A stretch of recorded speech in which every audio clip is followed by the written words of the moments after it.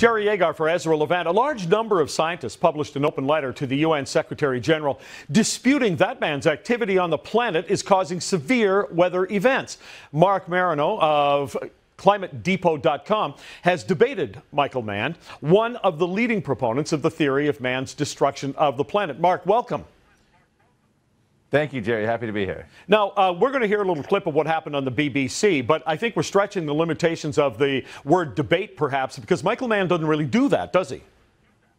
No. In fact, this was really funny because they had it so tightly controlled to where I couldn't interrupt, or step on anything he said, and he got full time. But this was as close as you do to a debate, and there's no way I was going to turn down this opportunity. But, you know, he ended up getting in a whole, last word, and the BBC actually let me respond while it was live. And then when they did a podcast, they actually cut out my response. And they gave this tortured long reason about how Michael Mann had all these demands and how, my audio quality was allegedly poor, which didn't show up in any other part. And I didn't say the right thing. If I had said that he was wrong, they would have put me. Anyway, they gave me this long thing. But it was fascinating to see the BBC allow any kind of debate and Michael Mann to participate. Now, the reason Michael Mann, surprisingly, one of the top UN scientists involved in the center of the ClimateGate scandal, is even debating anyone, and particularly me. He's an angry man. Why is he angry? He feels as though his life's work is being thwarted by the evil skeptics, if you will. Yeah, they are evil. In fact, I think he says that. Let's listen to a little bit. This is from the BBC. Sure. It was very refreshing when after the ClimateGate emails, people could see the collusion behind the scenes of Michael Mann and the other upper echelon of the UN crafting a narrative of how they were going to have basically a partisan campaign to present the science and exclude people they didn't like. Literally everything he said was untrue. He spreads malicious lies about scientists. He's a hired assassin. Now, when he says hired assassin, that could be used rhetorically. It could be some hyperbole, but I think he means you're setting people after him to kill him. Yes, because he was just talking about death threats and everything else, which is the silliest thing. I get death threats. I just got 2 earlier this year threatening violence back in July. One was saying they wanted to hang me.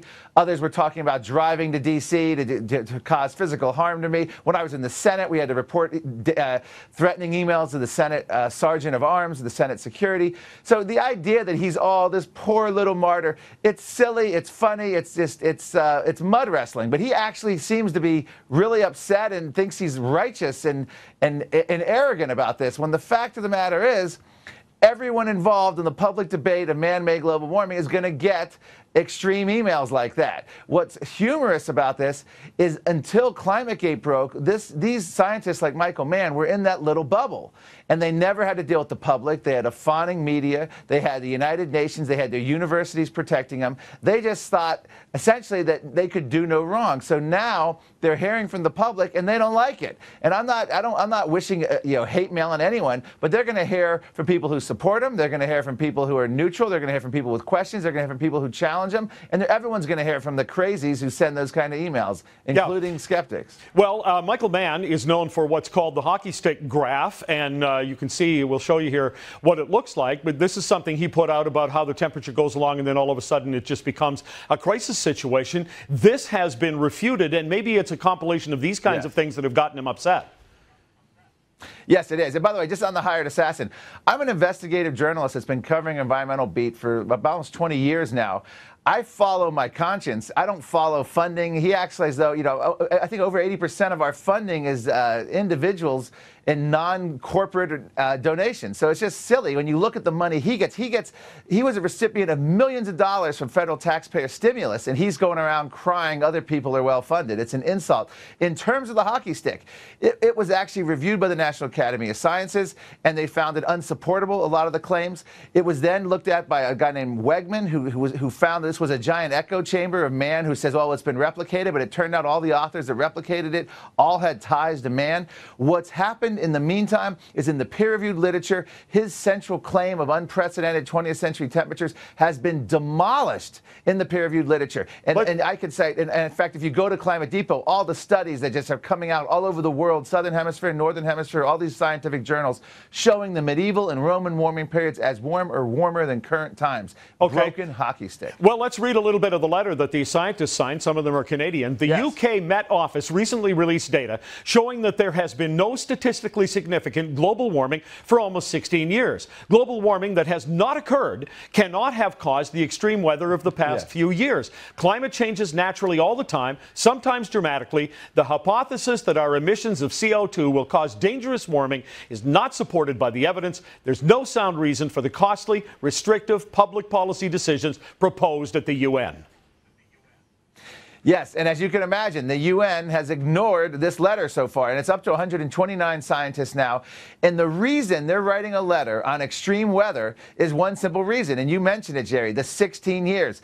The global warming promoters don't have temperatures to hype. When the temperatures have flatlined for 16 years, going on 17 years, they don't have temperatures to talk about. So now they've essentially said many bad things will happen with the weather. And guess what? Bad weather happens all the time. So every day, every hour, they're right. They can point to a bad weather event and say, aha, look at how smart. We predicted it. It's an insult to our intelligence. And then the double insult, and that's what this letter addresses, they actually think, the United Nations scientists, people like Michael Mann think that we can actually pass a UN treaty, somehow have a carbon tax and other forms of regulations, and therefore we can legislate our way to better weather. This is akin to medieval witchcraft. This is where we used to think we never had weather like that until those witches caused it. And we used to burn witches at the stake. Now our human sacrifices are people in the developing world. Over 1.3 billion people don't have running water and electricity. And if we follow the global warming policies, they're not going to have coal plants. They're not going to have carbon-based energy to lift them out of poverty, give them infrastructure to lengthen their life expectancy and lower infant mortality. All right. Well, it's amazing that you got the sort of debate with him, because he doesn't do that. So it's a start. Thank you for this. It was a joint press conference heavily weighted by the BBC in his favor, but I enjoyed it, and anytime, day or place.